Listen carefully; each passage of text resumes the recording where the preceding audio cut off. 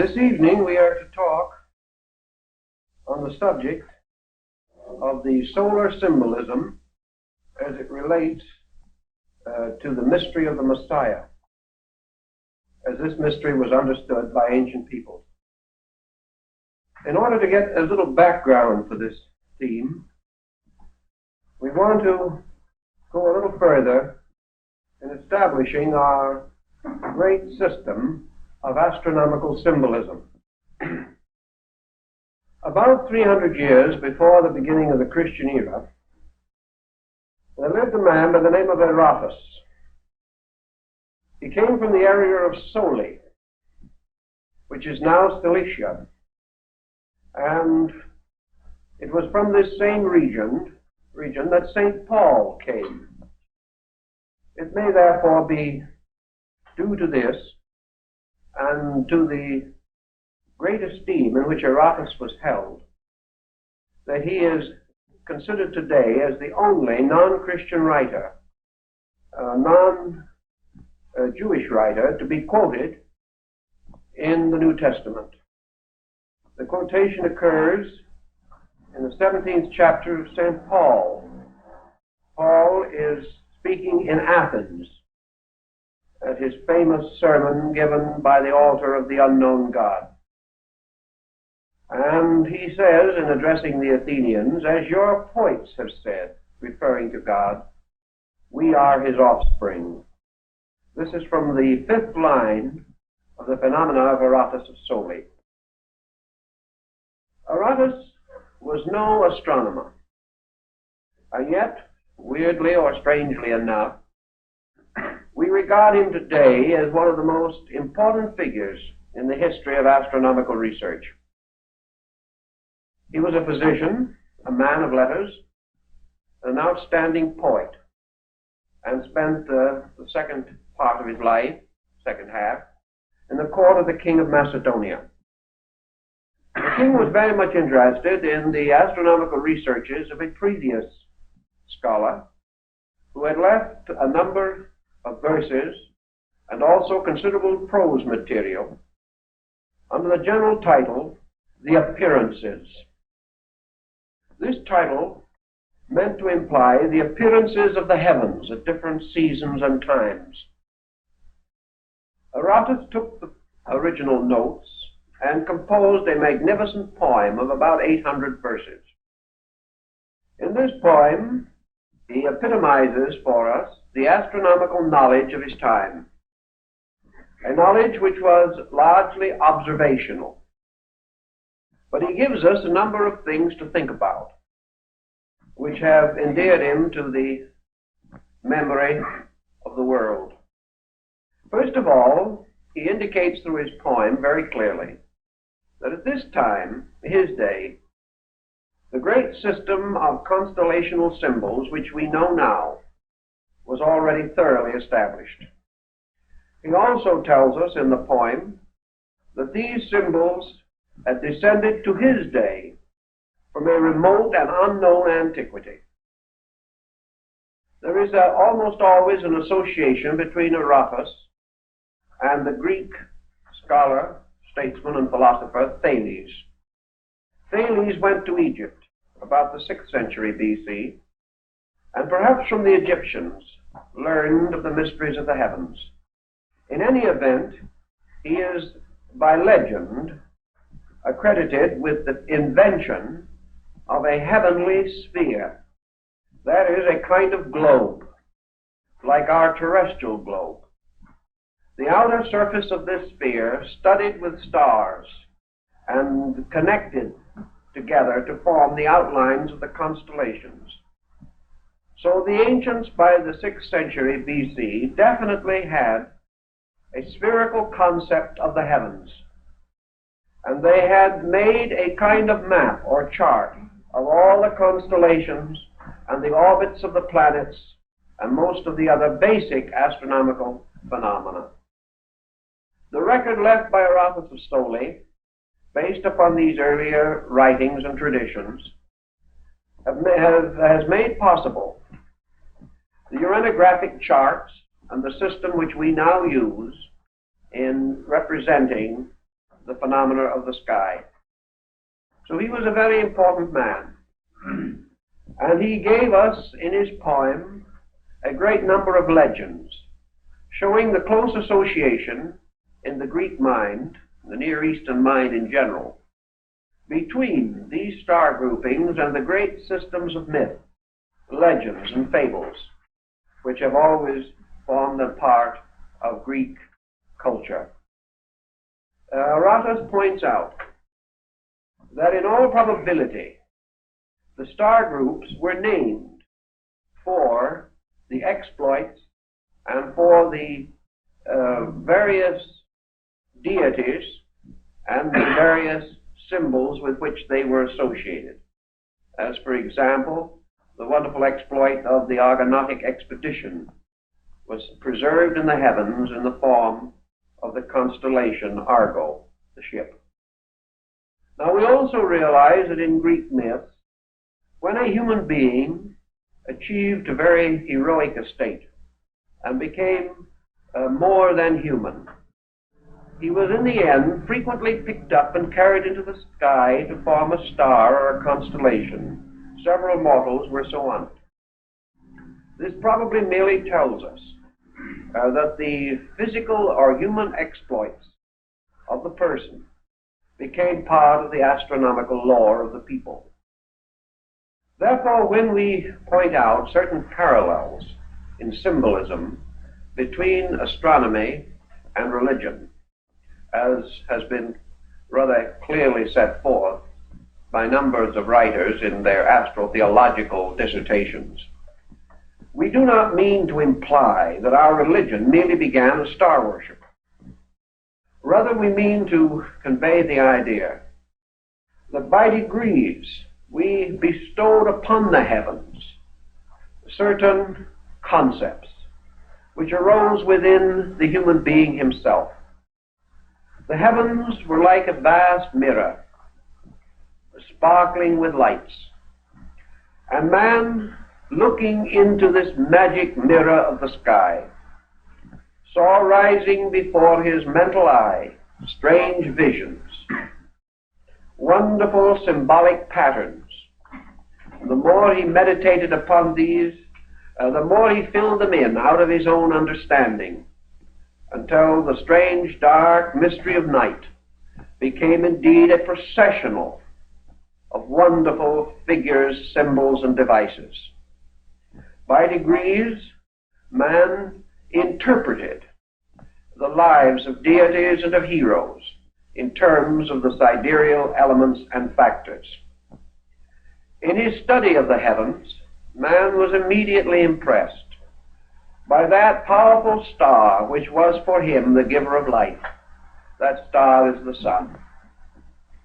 Men of old did not worship the sun.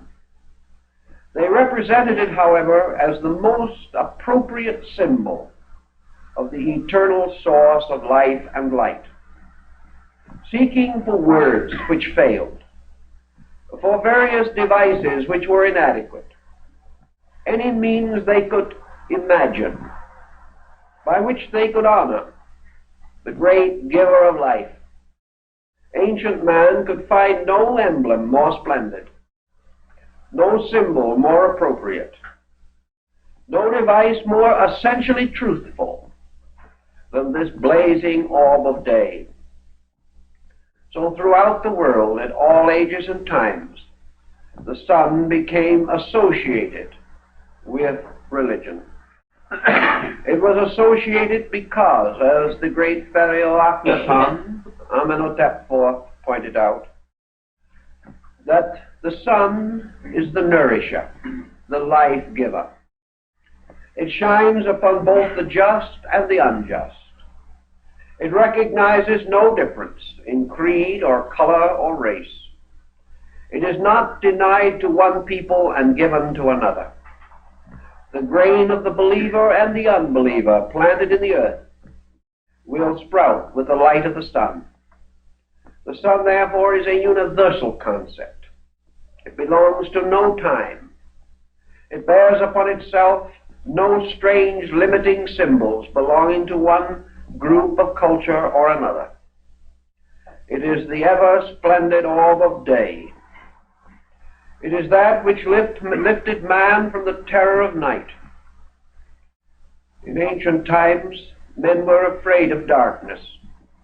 They huddled in their caves and huts through the long, dark hours of night, fearful of strange animals and of disasters which came to those who wandered about in darkness.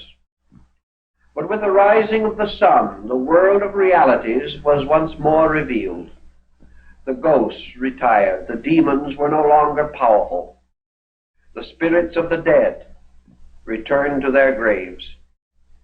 And just as the story of the crowing of the cock heralded the end of the dance macabre, the strange dance of death, so the dawn, heralded by the Chanticleer, brought with it ever-renewed hope of good times, of happiness, and permitted men to see the faces of each other without doubt or worry. Thus the sun was benevolent.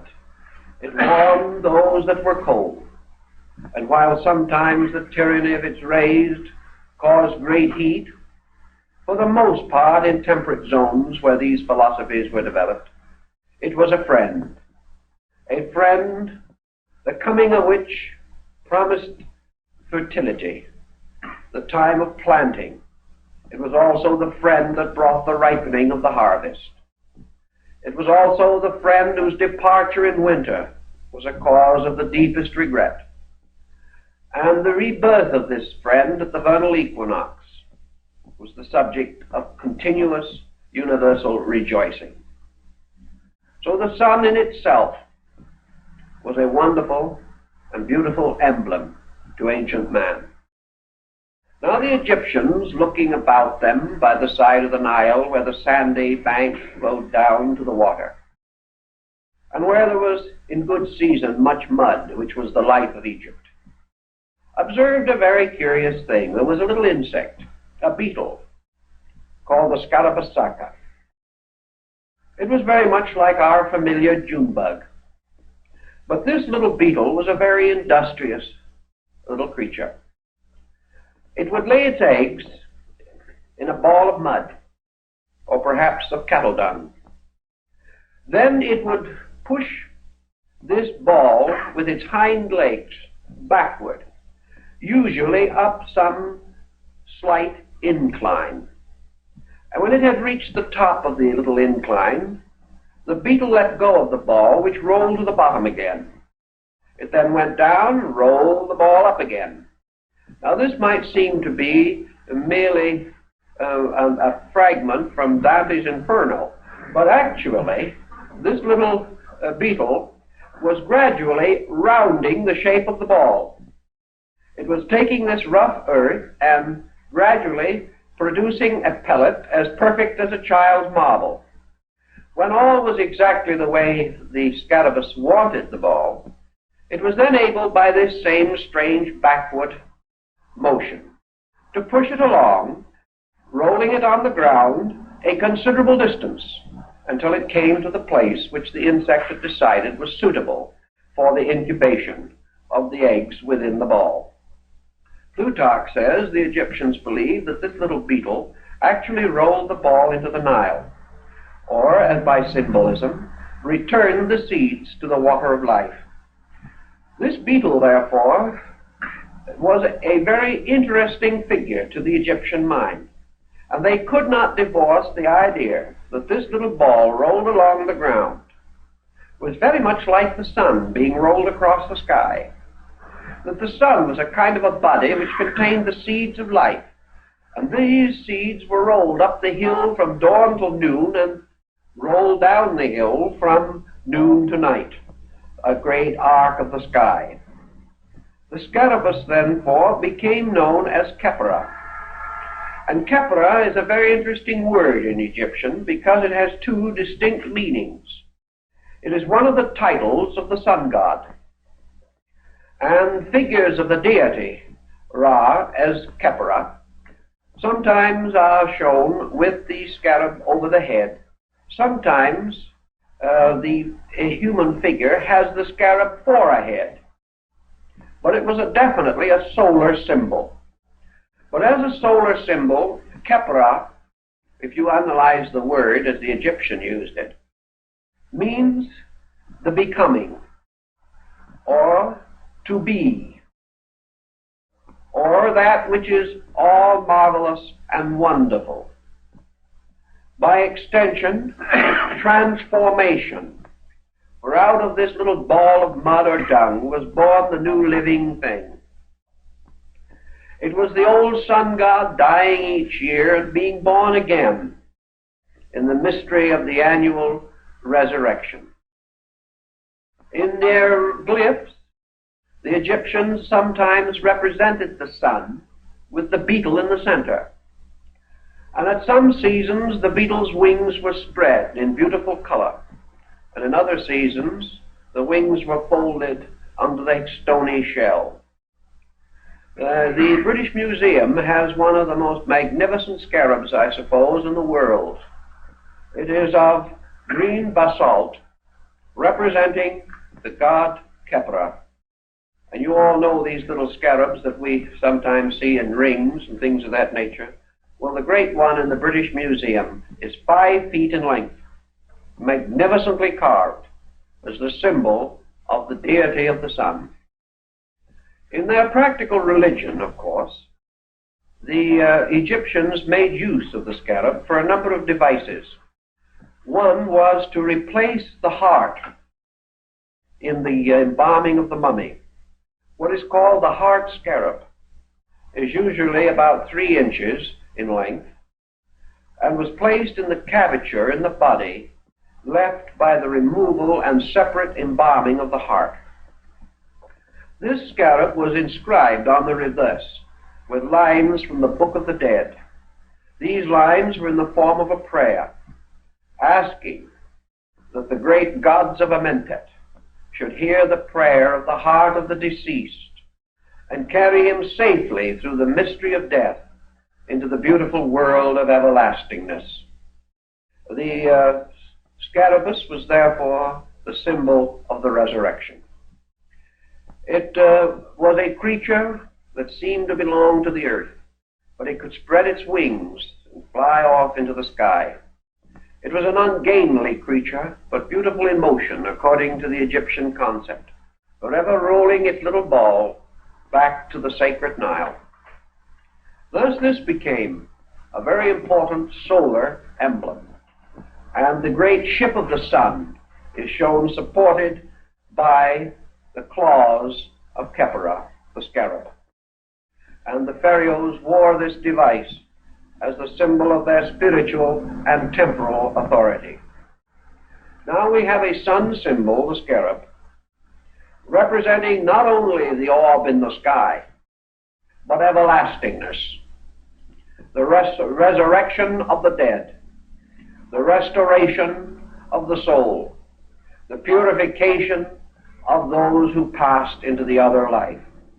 Therefore, the scarabus was hymned as the symbol of the God who preserves, the God who is ever mindful, the God who lifts all things from darkness into light. By this same type of parallel, the sun itself gradually came to be not only an emblem of life in the sense of the great generic quality of existence, it became the symbol of the restoration of life.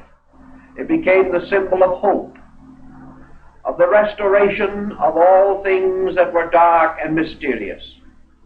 As it rose in all its glory, it was the victory of wisdom over ignorance, of soul over body, of good over evil, of truth over error. In fact, it was the symbol of the total resurrection of the perfect world, represented by and personified by the great God of the sun himself. In Egypt also, the sun had many symbols. And in the wonderful hymn to the sovereign sun, the Emperor Julian describes one of the most famous of the figures of the sun in the later religion of Egypt.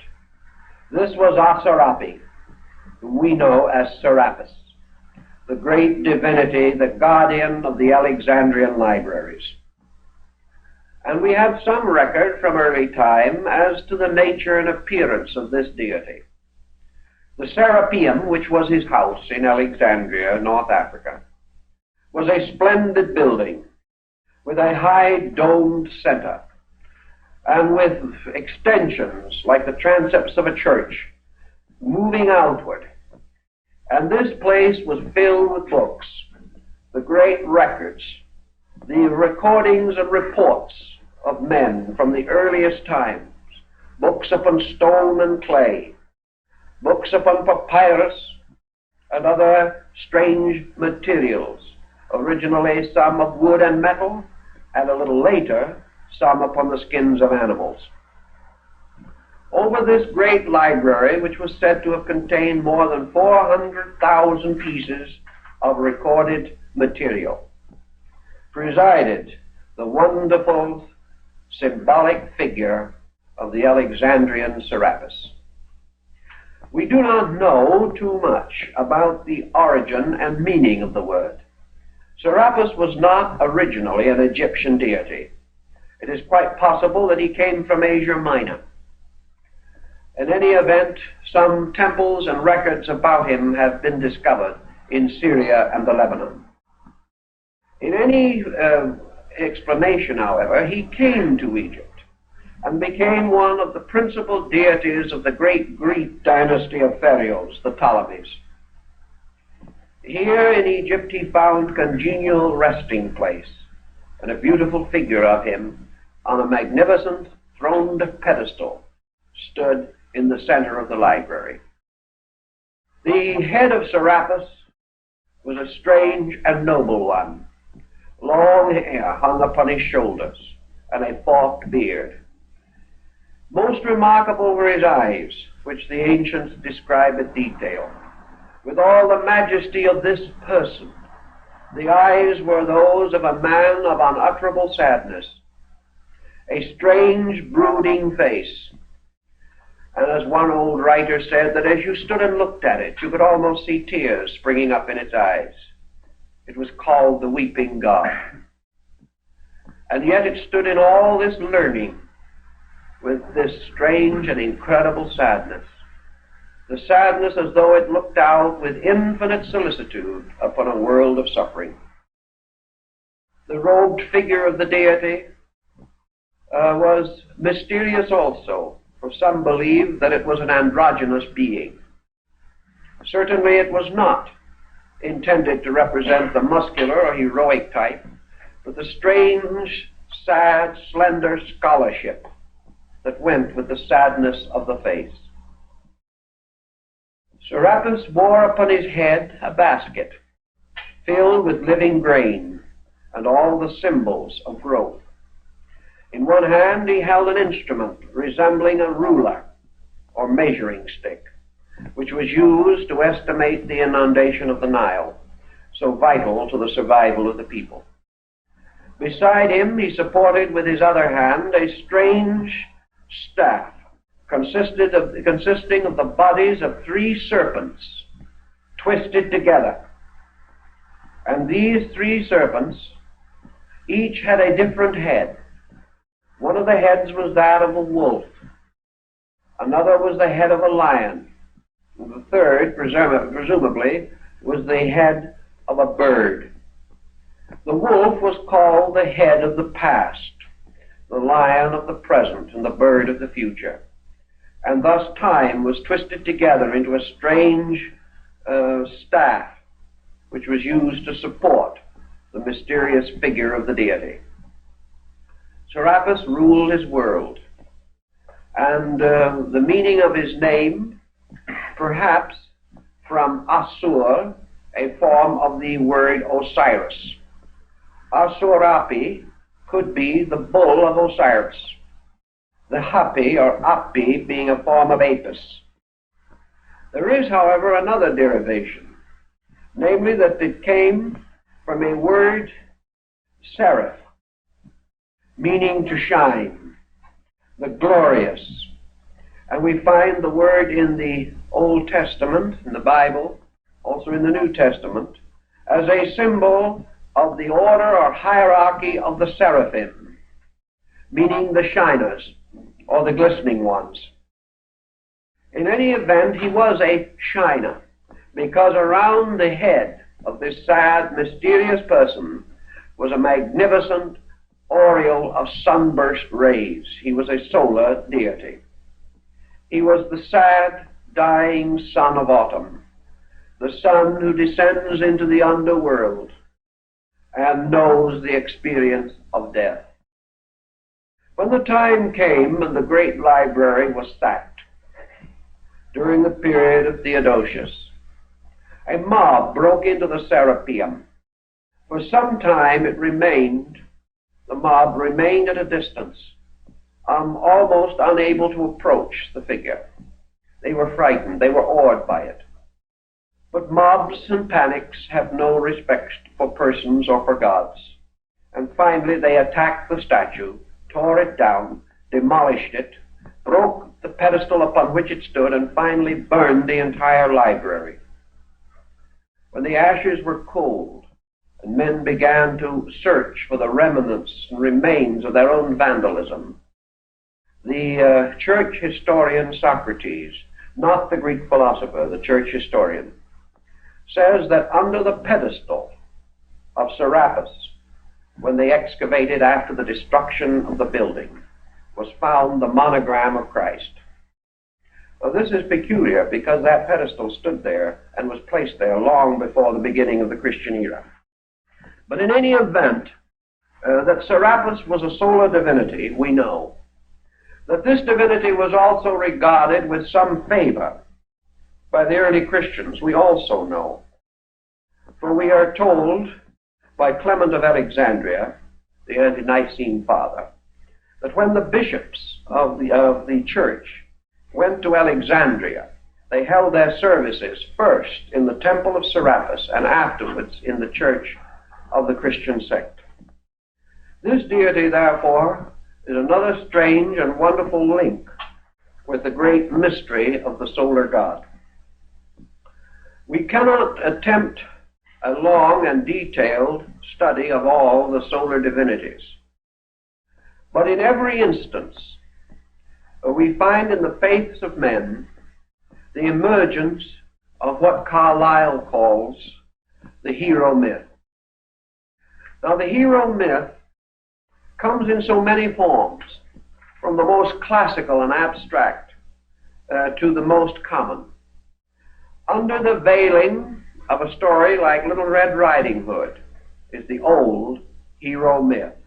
For the wolf in Red Riding Hood is also the same wolf that was on the serpent staff of Serapis, an ancient symbol, a symbol of the devouring by darkness. For the wolf lurked in the night. It lurks in the night of the past, and many a man has been devoured by his own past. It is a ravishing wolf in the conscience and in the souls of men, just as we are also destroyed and broken by our history in many instances, for we can never escape the limitations imposed by authority and tradition, which are also powers of the wolf. In the same classical grouping, however, we go through Grimm's fairy tales, we go through the legends and stories collected and preserved by Hans Christian Andersen, and we go back to the great classic myths. Here we find the story of St. George of Cappadocia fighting the dragon. This is Apollo slaying Python, another form of the solar myth. For it is always the solar hero who must destroy the dragon of darkness, must save man from the sins and evils of existence. The solar myth also gives us Samson, whose strength was in the locks of his hair, especially in 7 locks. And these 7 locks, of course, are found in the Gnostic philosophy, where the 7 rays of the great leonocephalic lion, the rays of the nimbus end with the symbols of the vowels and also with the signs of planets. So the 7 locks of hair are the 7 planets, which distribute or are related to the mystery of the strength of the sun god. Samson, of course, is a very thinly veiled reference to the sun.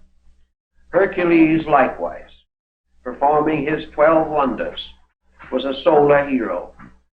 And in a little different way, but no less important, we have Achilles and the strange legend of his mysterious death. We also find in the Nordic rites the Sigurd saga, Siegfried or Sigurd becoming the solar hero. For the sun is always the hero of the world, and it is nearly always represented as a radiant, heroic being with long, wavy hair symbolizing its rays, usually blonde or red-headed. Moses is said to have had red hair. This strange, reddish, golden light, the symbol of the mane of the royal lion of the sun, the lions that decorated the throne of Solomon, the lion of the tribe of Judah, the mysterious royal family of the lion of the Shakai family in India, which gave rise in due course to the birth of Buddha. The lion is another great sun symbol. The exaltation of the lion represents the sun entering the sign of Leo, at which time it tames, captures, or slays the celestial lion, dressing itself in the skin of the lion, and then presents itself as the hero to mankind. The skin of the lion being, of course, the 30 degrees of the constellation of Leo, where the sun is enthroned. Thus these symbols go on and on. But during the course of time, the symbolism changed to a measure because of the shifting pattern of human belief. In China, the Yellow Emperor walks the golden road of the zodiacal band. He is the same hero, and practically every dynasty of the world traces itself back to a sun god, like the Rajputs of India, who regard themselves as descendants of Surya, the god of the sun, in his wonderful chariot drawn by the 4-headed horse. These 4 heads, again, of the horse are interesting because they represent the 4 yugas, or divisions of time, which are measured by the march of the sun.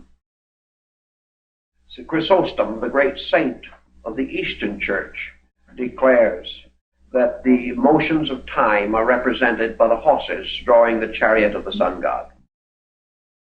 Always these emblems return, but you have to realize that in ancient times, man did not know of sin as we think of it today. Man did not live in a world in which there was the concept of personal responsibility for evil. In the first place, man knew very little about good and evil. He found only comfort and discomfort, life and death. Gradually he evolved to a point in which he began to worship gods and godlings and to populate the firmament with mysterious spiritual beings. When he did this, he still did not have any concept of personal evil. He did not believe that the gods were punishing him directly for the things that he did, not in the early time. He believed that the gods ruled their world in their own way. Men were not too important in the life of gods. The gods created a beautiful world. Man could do with it as he willed. And if he willed to do badly, that was his own fault. The gods upon their Olympian heights gazed down untouched and unmoved by the acts of men. Then one of the earliest of the solar heroes, Prometheus, was introduced. And Prometheus stole a spark of the celestial light of the sun, and hiding it in a hollowed reed, brought it down to mankind. And the gods, because he had broken their covenant and their will, punished Prometheus and bound him and chained him to a rocky crag of Mount Caucasus, and placed a vulture to gnaw upon his liver. And Prometheus, the friend of man who brought the sun into the life of man, was one of the earliest of the sun's soul figures. For after his strange and wonderful sacrifice, the gods could no longer destroy men at their pleasure, because the spark of the divine fire which he had brought now blazed within each human soul, and man had achieved immortality by disobedience.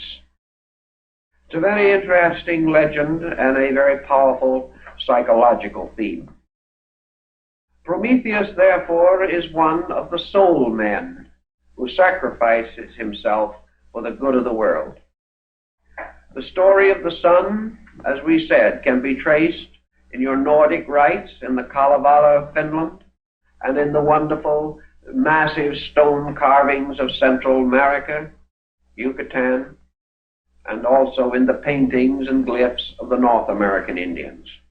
Always this wonderful theme has to do with the light giver, the life bestower. Osiris in the Egyptian ritual was sometimes represented as a mummified body lying upon the lion-like couch of death, and all over his body grain was sprouting. He was therefore a symbol of life coming forth from death. The mummification of the Egyptian dead was a comparatively late introduction. That is, it came only after the great cultural system of Egypt had reached considerable height. The very earliest remains of the Egyptians were not mummified, but were buried in the earth in the neat chest or embryo posture, in a circular hole or grave. This was to symbolize the fact that death was another birth. To live is to die is to be born. The Egyptians therefore represented death as a kind of birth into another world, and they represented this also in their solar mystery. They realized that the sun sank at night, but the sun did not die, although the earth became dark. They began to learn of how the tree in the wintertime loses its leaves but does not die. And the cultus arborum, or the worship of trees, developed around the fact that the tree, though seemingly dead, will live again. And one of the best known examples of that, of course, today is the symbol of the fir tree, which we use at Christmas to recognize the fact that this little tree survives the winter, remains green, and is the promise of the return of the sun power. So the sun, in its departing and in its returning, became of the most profound importance, because man recognized his total and entire dependence upon it.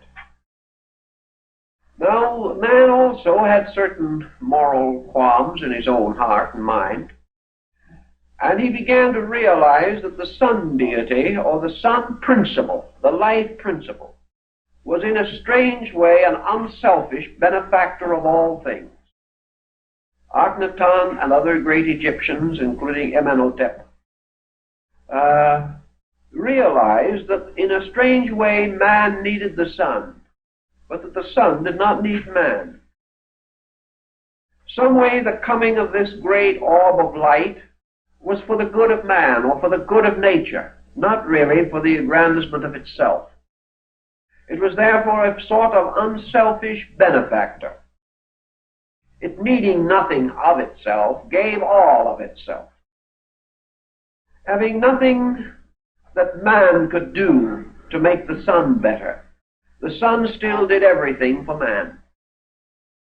Man could never repay.